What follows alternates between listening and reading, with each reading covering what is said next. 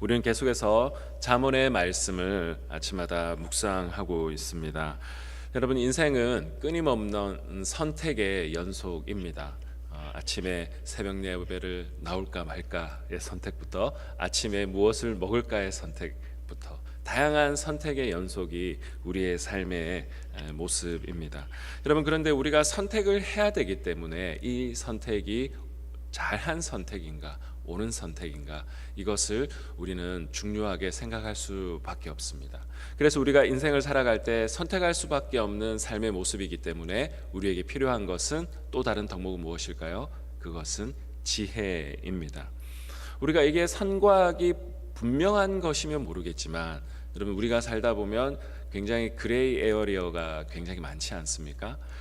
이것을 어떻게 선택하는 것이 옳은 길인지 정말 헷갈릴 때가 있는 것이 사실입니다.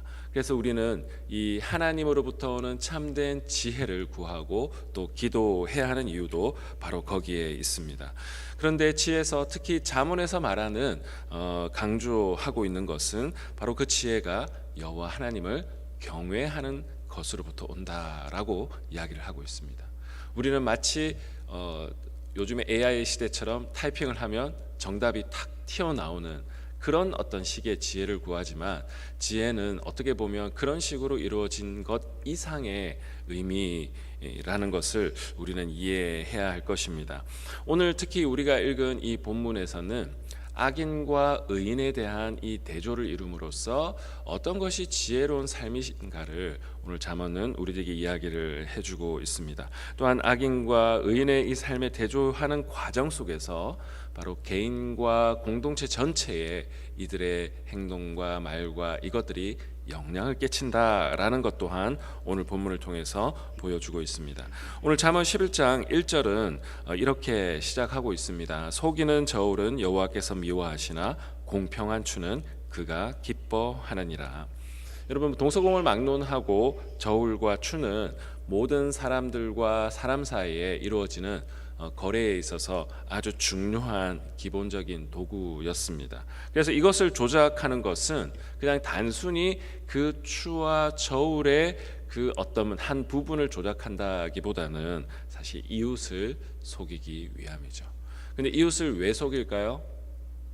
남의 것을 내가 좀 더 취하해서 이득을 보려고, 그런 어떤 개인적인 욕망으로부터 바로 이 저울과 추를 속이는 일들을 하고 있죠. 근데 여호와 하나님께서는 속이는 저울은 미워하시나 공평한 추는 어떻게 하신다고요? 기뻐한다라고 이야기를 하고 있습니다. 우리 하나님께서는 분명하게 선악간에 이것을 판단하시고, 어쩌면 우리의 인생 자체가 그 하나님의 저울 위에 올려져 있는 인생이다라고 하는 것을 우리는 늘 기억해야 할 것입니다. 여러분, 오늘 잠언 11장 1절에서 말하는 이것은 그냥 개인적인 어떤 내면의 모습 그 이상의 다양한 영역의 부분에 이것이 적용될 수 있습니다. 하루하루 우리는 직장 생활을 하시는 분들은 그 가운데서도 이 업무를 정직하게 처리할 것인지, 그리고 이것이 나의 개인의 이익을 위해서 뭔가 그 저울추를 삐딱하게 할 수 있는 그 여지들이 크고 작게 굉장히 많이 있습니다. 우리는 그때마다도 우리는 선택해야 하는 것이죠. 사람들과의 관계 안에서도 우리는 여전히 남은 모르지만 내가 아는 어떤 범위 내에서 저울추를 삐딱하게 아니면 나에게 이익을 주는 방향으로 할 수 있는 여지들이 얼마든지 있다라고 하는 것이죠. 그런 점에서 볼 때도 우리는 선택의 기로 속에서 무엇을 선택할지 날마다 그 기로에 서 있을 수밖에 없습니다. 그런데 그 선택의 기로에 서 있는 우리들에게 우리 하나님은 너희는 어떤 길을 걸어갈 것이냐, 우리 하나님은 정직한 자의 그 추를 기뻐하신다, 분명하게 우리들에게 이야기하며 어떤 선택을 할지 우리들에게 말씀하고 있습니다. 여러분, 정직한 삶이라고 하는 것은 단순히 현실적인 그 법에서 저촉되냐 저촉되지 않느냐에 대한 문제 이상의 문제라고 생각합니다. 왜냐하면 법이라고 하는 것은 이 나라의 법이 다르고 저 나라의 법이 다르고, 또 우리 미국 안에서는 이 주마다 또한 법이 다른 것이 사실이지 않습니까? 우리는 명문화된 그 법에만 우리의 삶을 끼워 맞추듯이 살아가는 것이 아니라 우리의 삶은 하나님과의 관계 안에서 더 이 법 이상, 현실적인 법 이상의 그 무엇, 하나님 나라의 가치를 추구할 수 있는 하나님과의 관계 안에서 오는 지혜가 우리들에게 필요할 것입니다. 그럴 때 속이는 저울로 공동체를 파괴하는 방향으로 나아갈 수 있지만 오히려 하나님과의 올바른 관계 안에 있는 사람들은 현실적인 법조차도 하나님이 기뻐하시는 방향으로 디벨롭 시킬 수 있는 중심에 또한 서 있을 수 있다라는 것 우리는 늘 기억하고 우리가 하나님과의 올바른 관계 안에 있으시는 저 우리 모든 성도님 되시기를 주님의 이름으로 축복합니다. 잠언은 오늘 본문에서 계속해서 이야기를 하고 있습니다. 2절과 3절에서도 악인의 삶과 의인의 삶의 어떤 모습을 보여주고 있는데 악인은 교만한 모습이 그 가운데 있었던 것 같습니다. 그런데 이 교만한 사람은 수치를 당할 것이다. 그리고 겸손한 자에게는 지혜가 있다. 악인은 바로 교만한 모습이고 의인은 겸손한 모습이다라고 계속해서 대조를 하고 있습니다. 정직한 자의 성실은 자기를 인도하거니와 사악한 자의 패역은 자기를 어떻게 한다고요? 스스로 망하게 한다 이야기를 하고 있습니다. 여러분 우리가 삶을 살아가다 보면 참 그럴 때가 많지 않습니까? 잠깐 속이는 사람이 좀 더 빨리 가는 것처럼 보일 때가 있습니다. 그러나 긴 하나님 나라의 인생의 긴 여정을 보면 정직하게 살지 않은 사람은 결국 한 방에 삶이 무너지는 것을 볼 수가 있습니다. 그래서 오늘 교만이 오면 욕도 온다. 여기 수치를 당한다라고 이야기를 하고 있죠. 정직한 자의 성실은 자기를 인도하지만 사악한 자의 그 패역은 자기를 망하게 한다. 여기서 패역이라고 하는 이 단어는 그러한 뉘앙스가 있는 단어입니다. 비틀다라고 하는 단어입니다. 여러분 어떤 사람이 비틉니까? 그것을 올바로 보지 않고 올바로 정직하게 그것을 대면하는 것이 아니라 자기의 유익을 위해서 그 사안들을 비틀어서 사람들에게 전달하기도 하고 또한 비틀어서 또한 스스로 해석하기도 하는 것이 바로 악한 사람들의 전형적인 모습입니다. 그래서 그들은 늘 사악한 자들은 패역한 일들을 할 수밖에 없는 것이죠.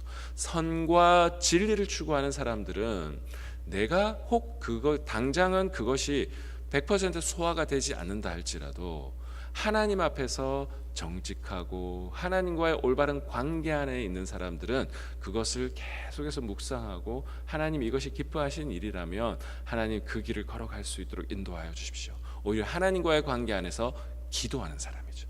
그러나 악한 사람들은 하나님과의 관계가 없기 때문에 어떻게 해버립니까? 본인이 스스로 그 진리와 하나님이 기뻐하시는 그 가치들을 비틀어 버린다라는 거죠. 이 비틀어 버리는 행위 자체가 바로 패역한 행위다라고 성경은 이야기하고 이 비틀어 버리며 패역한 삶은 결국 스스로 망하게 될 수밖에 없다. 이것이 바로 잠언이 우리들에게 전하고 있는 교훈이자 지혜입니다. 4절에서 계속해서 말씀을 이어갈 때 재물에 대한 이슈를 다루고 있는데 우리가 삶을 살아갈 때 이 재물이라고 하는 것은 우리가 피할 수 없는 삶의 이슈입니다. 그런데 이 재물은 진노하는 날에는 무익한 것이다 이야기를 하고 있습니다. 그러니까 이거 종말론적인 관점으로 이 재물을 보기를 원하는데 하나님 앞에서 하나님과의 관계를 유지하고 있는 바로 그 의인의 삶은 이 재물의 관점에서도 종말론적인 관점을 가질 수 있는 것이죠. 우리의 삶의 결국은 어떻게 될 것인가의 관점에서 이것을 보아야 한다라고 오늘 잠언은 우리에게 교훈하고 있습니다. 그래서 재물은 진노하시는 날에 무익하다. 공의는 죽음에서 건지느니라. 그러니까 진노의 날, 하나님의 심판의 날, 마지막 날의 그 관점 속에서 이 재물을 바라볼 수 있는 자, 바로 그 사람이 지혜자이고 그 사람이 의인의 삶의 길이죠. 그러나 악인은 어떻게 될까요? 재물 바로 그 자체의 모든 삶이 몰입됨으로써 재물을 중심으로 앞에 맥락과 연결하면 저울을 속이기도 하고 그것으로 인하여 다른 사람들에게 손해를 끼치기도 하고 공동체를 파괴하는 일들. 그런데 이 사람들은 결국 종말에 가서 패망하는 결과로 빠질 수밖에 없다. 이것이 바로 오늘 잠언이 우리들에게 질문하고 있는 모습 중에 또한 하나입니다. 그래서 계속해서 4절, 5절, 6절에도 완전한 자의 공의, 악한 자는 스스로 망하는 이야기들을 계속해서 이야기를 하고 있고, 정직한 자의 이 공의는 자기를 건지는 결과, 그러나 악인들은 스스로 망하는 결과로 빠지게 된다라고 7절까지 이어서 반복적으로 이야기를 하고 있습니다. 자, 그래서 이 7절에 보면 독특한 표현이 하나 등장하는데, 악인은 죽을 때 그 소망이 끊어진다. 이제 악인에게서는 더 이상 소망이 없죠. 왜냐? 악인들은 현실적인 이 재물과 속여서라도 자기의 이익을 취하는 것이 본인에게 현실적인 소망이었죠. 그런데 이것이 끊어지는 날, 죽는 바로 그 날에는 그들에게서는 더 이상의 소망은 없다라고 이야기를 하고 있습니다. 그래서 불의의 소망이 없어지느니라. 그러니까 본인들에게는 하나님 편에서 볼 때는 그 현실적인 그들이 품고 있는 이 소망은 불의한 것이라는 거죠. 그런데 결국 죽음 앞에서는 이 모든 현실적인 자기의 불의의 이 소망조차도 없어져 버리는 바로 그러한 어떤 결과다, 그러한 심판이 악인에게 있다라고 이야기를 하고 있습니다. 마지막으로 9절부터 11절까지는 바로 이 말의 영향력과 공동체의 영향에 대한 부분을 다루고 있습니다. 여러분, 우리가 한 사람의 말과 행동은 우리 자신뿐만 아니라 공동체 전체에게도 영향을 끼친다라고 하는 것을 우리는 살면서 분명하게 경험하고 있습니다. 우리 9절의 말씀 같이 한 번 더 읽어보도록 하겠습니다. 9절의 말씀입니다. 악인은 입으로 그의 이웃을 망하게 하여도 의인은 그의 지식으로 말미암아 구원을 얻느니라. 여러분, 악하고 불경건한 사람들은 자신의 입으로 이웃의 명예와 그리고 그들의 삶을 파괴합니다. 반면에 의인들은 지혜와 지식으로 이웃을 살리고 스스로도 위기에서 구원을 얻습니다. 여러분, 말은 칼과 같아서 사람들의 마음을 찌르고 상처 입히고 어쩌면 그 사람들을 죽음으로 몰아가게 합니다. 그러나 또 한편으로는 말은 다른 사람들을 축복하고 격려하여 그의 영혼을 솟행케 하고 주저앉아 있던 사람들을 일으키고 또 걸어갈 수 있도록 하는 것이 또한 말이기도 합니다. 축복의 말, 격려의 말, 회복의 말이죠. 여러분, 우리는 어떤 사람이 지혜로운 말을 할 수가 있을까요? 하나님과의 올바른 관계 안에 있으니까 우리의 인생의 끝이 무엇인지를 아는 지혜가 하나님과의 관계 안에서 나오니까 사람들과의 관계에서도 우리는 사람들을 속이는 저울처럼 사람들에게 모함하고 사람들을 어떻게 해서 깎아내려서 내가 더 위에 있으려고 하는 그런 행동을 하지 않게 되는 것이죠. 바로 그래서 소망이 어디에 있는 사람인가에 따라서 말도 달라진다는 거죠. 그런데 분명하게 하나님과의 관계 안에서 있는 사람들은, 그리고 정말 인간의 결국이 어떻게 되는지 하나님과의 관계 안에서 잘 서 있는 사람들은요, 사람들과의 관계 안에도 위로하는 말, 격려하는 말, 세우는 말, 주저앉아 있는 사람은 일으키고자 하는 그 말들을 하게 되는 것이죠. 왜냐하면 나도 하나님으로부터 오는 위로와 격려로 일어서 본 경험이 있기 때문에. 여러분, 환난과 고난의 한복판에서 누군가 손잡아주고 위로해주고 격려해줘서 일어서 본 예수 그리스도의 이름으로 그 위로를 받아본 사람들은요, 그 힘듦과 고난의 한복판을 겪고 있는 사람들을 공감하며 위로할 수 있는 말을 할 수 있습니다. 여러분, 우리가 그 단어를 몰라서 그 단어를 못 쓰는 게 아닙니다. 여러분, 우리의 언어라고 하는 것은 결국 우리의 존재와 연결되어 있습니다. 우리의 존재가 어떤 존재와 연결되어져 있느냐에 따라서 우리의 존재에서 그 말들이 뿜어져 나오게 되는 것이죠. 그래서 오늘 10절과 11절에 의인의 형통하면 성읍이 즐거워한다. 악인이 패망하면 기뻐 외친다. 성읍은 정직한 자의 축복으로 인하여 진흥하고 악한 자의 입으로 말미암아 무너지느니라. 우리의 모든 어떤 사람이 의인입니까? 하나님과의 올바른 관계 안에서 선한 말을 하는 사람이 의인이고, 자기의 욕망에 취해서 남을 깎아내리는 말, 그리고 사람 속이는 저울을 만들기 위한 이 말들을, 그 말들을 하는 사람들은 공동체를 파괴할 수밖에 없는 것이죠. 말씀을 마무리하도록 하겠습니다.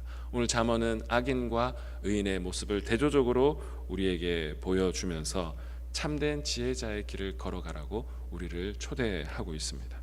잠언이 끊임없이 반복해서 이야기하는 것이 무엇입니까? 여호와를 경외하는 것이 지혜의 근본이다. 여호와를 경외하여 인생을 살아갈 때 정직한 길을 걸어가고 사람을 세우는 길을 걸어가고 하나님과의 올바른 관계 안에서 오는 힘과 능력으로 공동체를 세워나가는 바로 이 의인의 길, 바로 그 의인의 길은 여호와를 경외하는 사람들로부터 시작된다.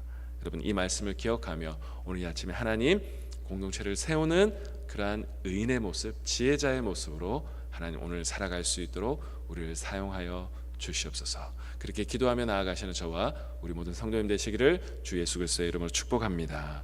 기도하겠습니다. 참 좋으신 하나님 아버지, 감사합니다. 우리도 하루에 몇 번씩도 의인의 길을 선택할 것인지 악인의 길을 선택할 것인지 갈등할 때가 참 많이 있습니다. 하나님, 무엇을 선택할 것이냐에 전에 하나님을 선택하는 우리의 인생이 될 수 있도록 인도하여 주시옵소서. 하나님, 하나님을 선택할 때, 여호와 하나님을 경외할 때 하나님으로부터는 지혜가 선택할 용기를 우리에게 주시는 것을 날마다 경험할 수 있도록 인도하여 주시옵소서. 그리하여 올바른 하나님과의 관계 안에서 선한 말, 세우는 말, 사람을 격려하는 말을 통해 주저앉아 있는 영혼들을 세우고 우리의 가정을 세우고 공동체를 세우며 주변의 이웃들을 세워나가는 참된 지혜자로 살아가는 우리 모든 성도님들 다 될 수 있도록 인도하여 주시옵소서. 그렇게 인도하실 주님을 찬양하오며 살아계신 주 예수 그리스도의 이름으로 기도드리옵나이다. 아멘.